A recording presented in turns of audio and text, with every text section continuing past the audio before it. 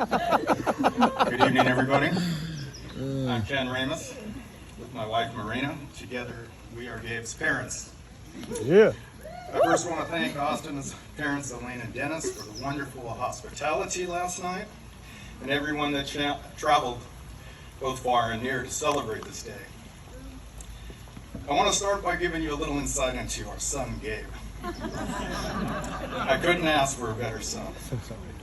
His mother and I did the best we could raising him, and as parents, you can only hope you do a good job. Gabe assures us all the time that we do. And we're happy he thinks so and appreciates him letting us know this. Gabe grew up somewhat of a clean freak. From his bedroom to his car, he always kept them much cleaner than I could ever have expected, or I ever did. He certainly got that gene from his mother. Gabe would cut his own hair using mirrors and an electric shaver at least 2 times a week. I'm sure he pays to have it done these days, and maybe once a week. The hair he left on the floor in the bathroom just drove his sister nuts. Oh, wait.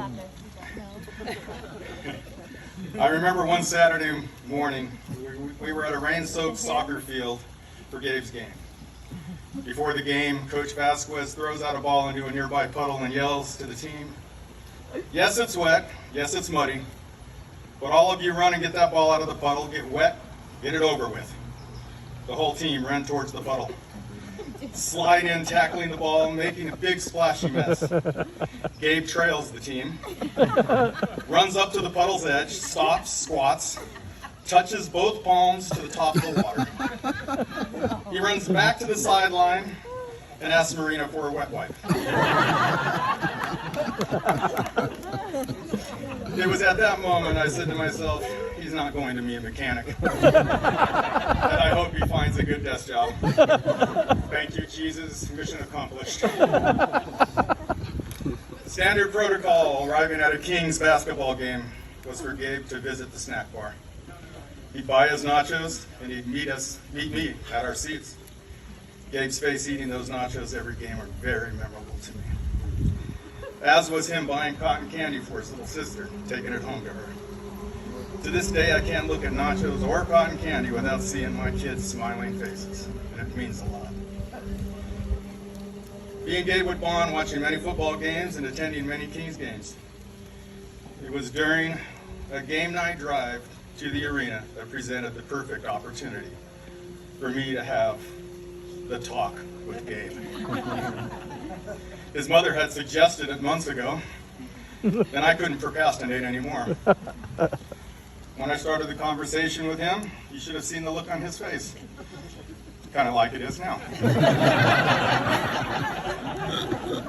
And boy, did he have questions. To this day, I'm not sure if we answered them all. You see, we only had 45 minutes to get to the arena. And I was quickly finding out that time was running out of time. Of course, we still had the drive home, but there was no way I was going to make this a 2-part, the talk. So, son, do you have any questions? We can talk later if you want. Mom said she would help.